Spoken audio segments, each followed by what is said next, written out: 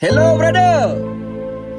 Masa kita tengah penat bekerja, masa kita tengah membanteng tulang, kita tengah kerah keringat, orang tak nampak brother.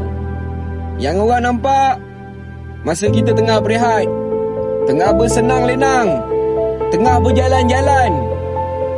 Itulah brother.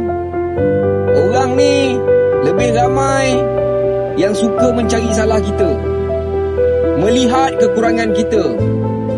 Yang nak cari kebaikan kita, nak cari kita punya elok ni memang tak ada.